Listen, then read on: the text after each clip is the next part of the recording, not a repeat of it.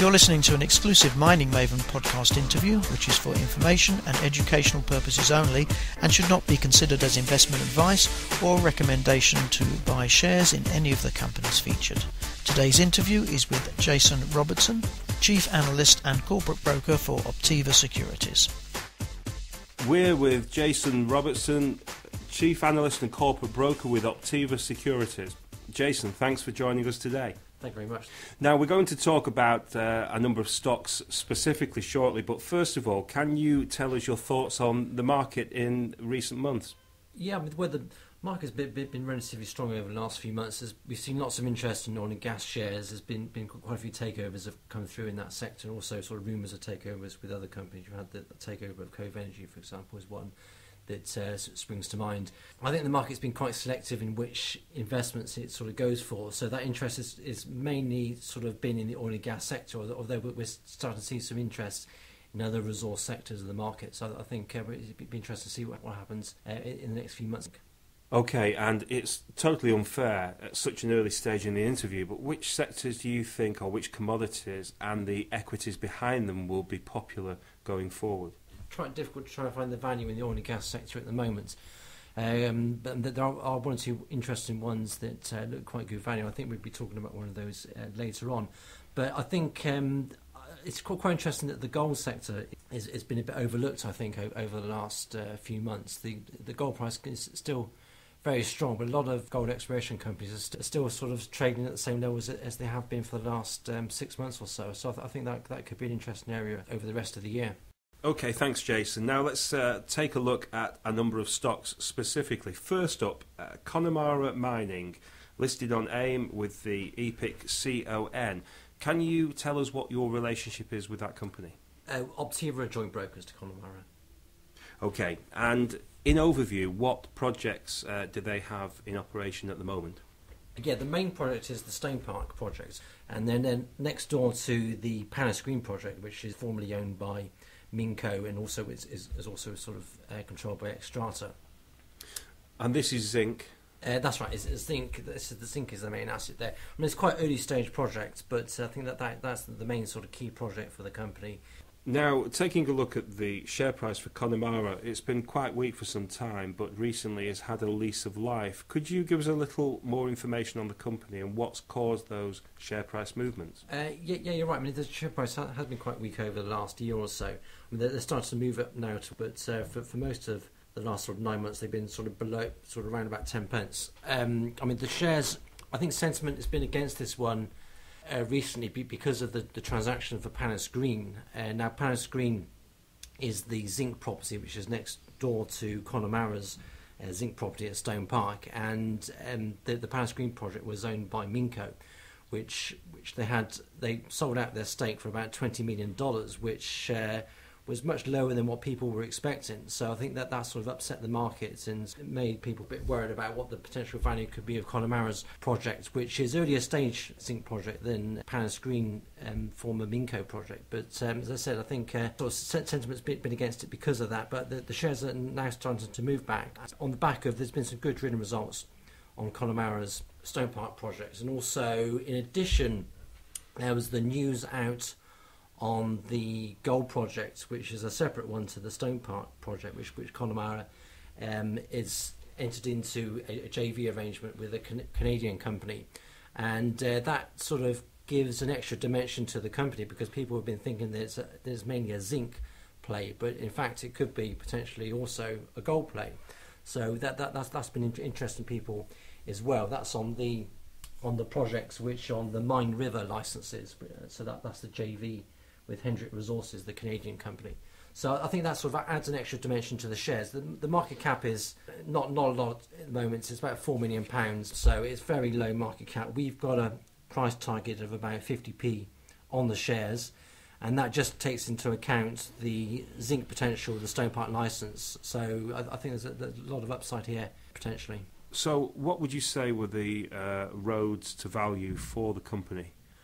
Well, the roads to value would be, I think that the company should be looking to prove out the resources as far as they can get it, and then get to a stage where they can sell it on to a major or potentially their JV partner on the project, which is Teck, and hopefully get a much better value for the asset than Minco got. So when it sold out to its partner for about $20 million, which is quite a low value. But as I said, I think the opportunity here is to do further exploration work on the project and also get to a point where they can prove up a resource on it, because at the moment there's no resource figure on the project, so it is sort of early stage. But as I said, the company is very well funded. They've got enough cash until I think probably about 12 months, so that which is quite good for resources companies. And in addition, because of some of the recent projects which they've been JVing out, such as the gold project on the Mine River licenses, that means that sort of gives them a bit of extra cash. And in terms of the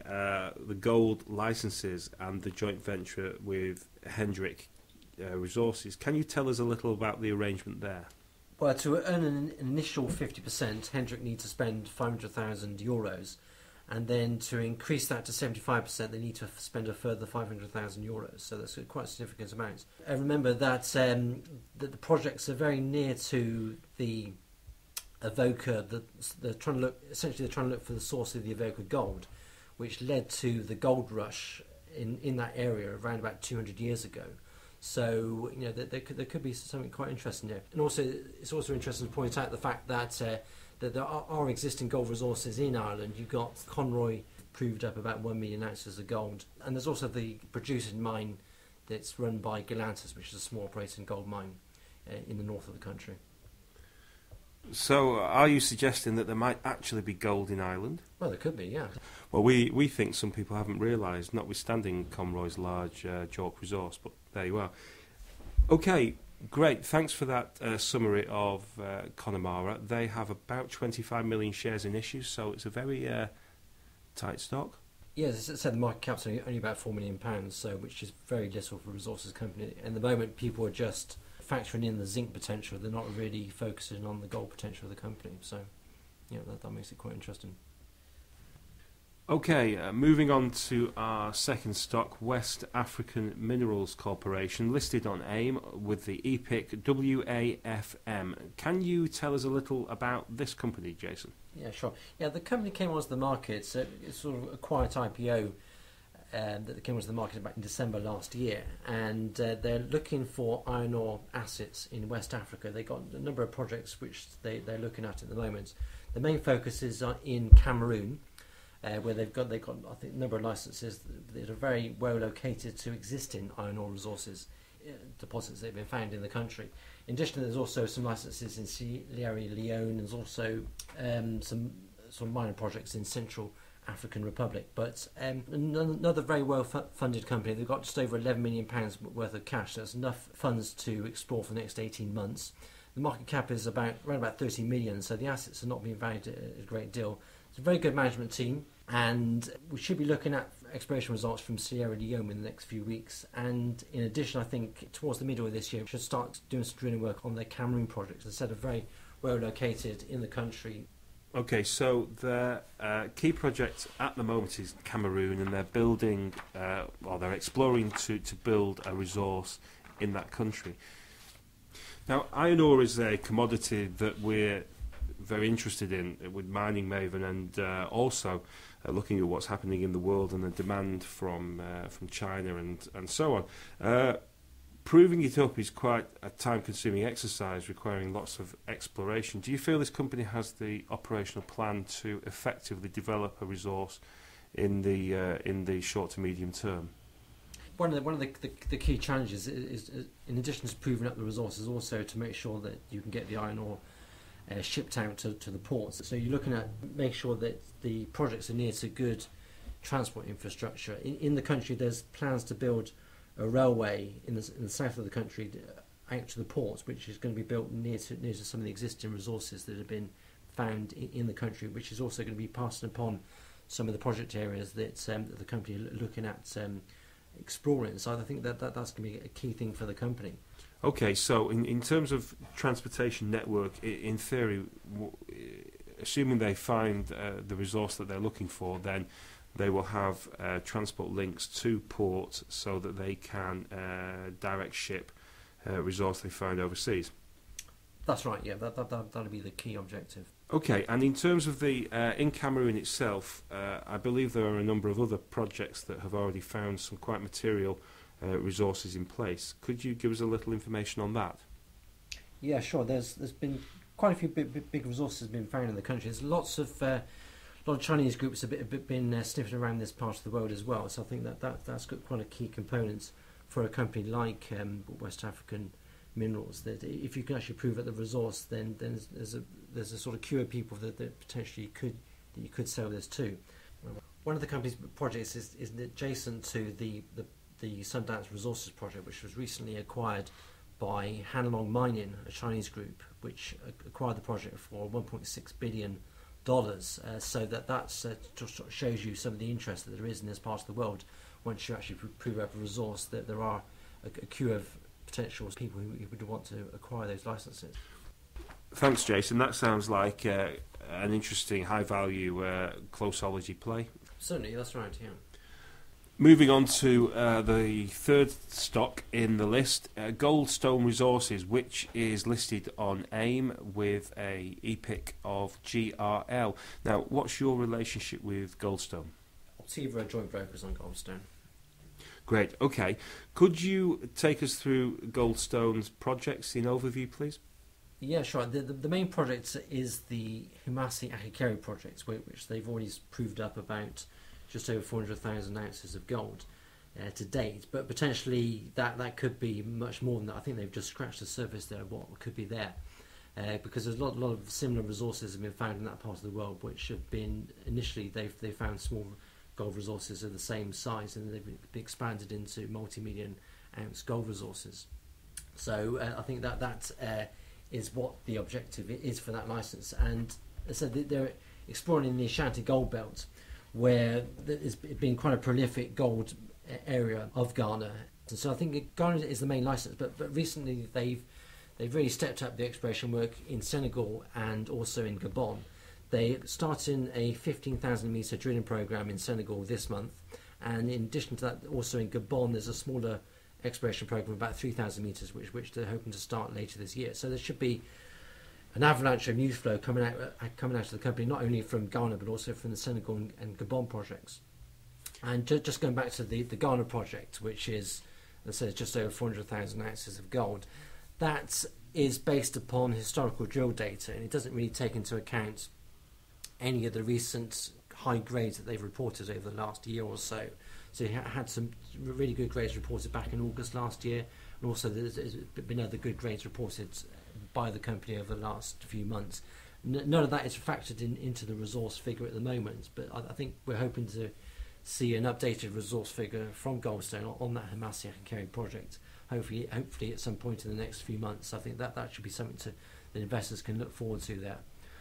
We've got on the stock, we've got a price target of about 15 pence on the shares. There's also another broker which has a similar price target of 15 pence. Now that is just based upon the existing gold resource at Humasi Akikeri. It doesn't take into account any of the other projects that the company have got. So if the company were to find a resource or any gold mineralisation in Senegal, that could sort of be a potential sort of massive upside for the company.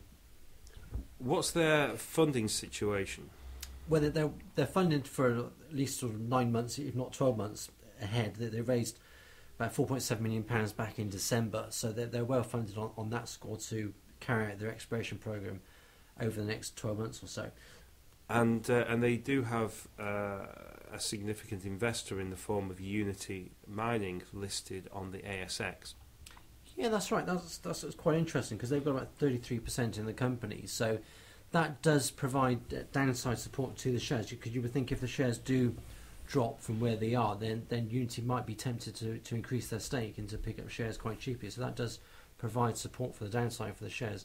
And then if you look at the other side, looking for the upside potential, as I said earlier, we got all the news flow that's going to be coming out of the company from Senegal, Gabon, and also Ghana. So I think there's lots to look forward to here over the next few months for investors. Okay, so to summarise for Goldstone Resources, what do you think will be the key value drivers in 2012? Right, I think one of the key value drivers is the fact that we should be looking for a resource upgrade on the main the main Hamasi Akakeri project from what they've got at the moment. So that'll be a key news item that people are looking for. And also, in addition to that, you've also got the ongoing news flow from the exploration work in Senegal, Gabon, and also the Ghana licenses. Okay, moving on to our fourth stock, which is New World Oil and Gas, listed on AIM under the EPIC New NEW. Can you give us a little background as to that company and its projects? Yeah, sure. The company have come in quite a long way since they initially IPO'd onto the market in the middle of last year. They originally came on as a cash show, and they had various sort of vague ideas of licenses that they wanted to acquire. This is oil and gas licenses. But since that IPO, they've acquired projects in Belize and also in Denmark. And they've acquired some really interesting acreage in those countries, and they made progress with doing seismic work on those projects, and also doing various competent person reports and estimates on those particular projects which they've got. And it's actually quite interesting looking at the presentation which the company have got on their website.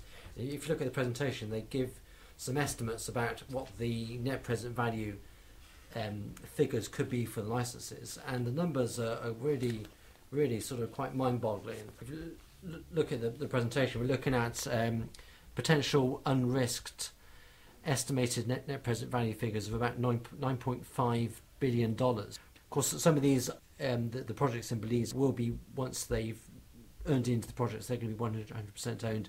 The ones in Denmark are going to be 80% owned. So if you take off the minority interest, you're looking at about $9.1 billion worth of potential value there.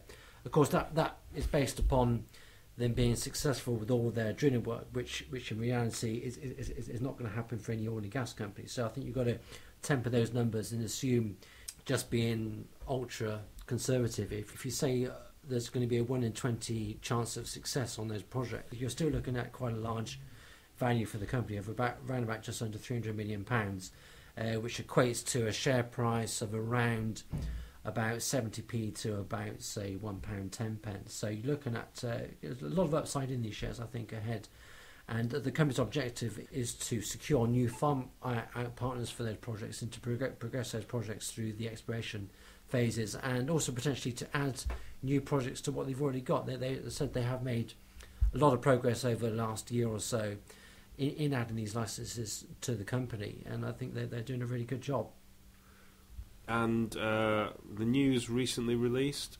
Yeah, they recently announced that they've raised funds. They did raise less than what we thought, because initially they said they were going to raise up to $35 million, but the actual figure was much less than that. And then again, it does mean that it's going to be less dilutive for existing shareholders. So I think they raise what they need to raise for the moment. And I think the objective here is to bring in new JV partners to their projects. The way we see New World Oil and Gas in terms of value creation is that Belize is now moving into the drill bit phase, where we will have a very clear answer in due course as to the value of the assets. And so Denmark is more seismic work over the course of this year. Is that how you see it? You're right, yeah. There's two different approaches for the company. One is to add value through the seismic work, and the other is to sort of actually get the drill bits into the ground and to actually sort of find out what's there. Thanks very much for giving us your time today, Jason. Now, before you go, could you tell us a little about Optiva Securities? Yeah, there's two parts of the business. One is that we look after corporate clients on a corporate level, such as I said, Goldstone and Connemara are two of our companies that we represent as corporate brokers. We help them out with various sort of fundraisers and also on their broking needs here in London. And in addition, we also represent several other companies as well. And so that's one part of the business. The other part of the business is that we provide advice for private clients that are looking to invest in smaller companies here on the AIM markets and also on other smaller sort of similar markets elsewhere. Of the companies that we look to advise private clients on the AIM market, we specifically look to specialise in the resources sector. So that's on gold, oil and gas, zinc, etc. So we mainly focus on those areas of the AIM market. Well, that's where we see the value too. It's the right place to be. Thanks again, Jason. Thanks very much, Paul. We hope you enjoyed listening to this exclusive Mining Maven podcast interview with Jason Robertson, Chief Analyst and Corporate Broker at Optiva Securities. Remember to go to our homepage at www.miningmaven.com to sign up for all our latest updates.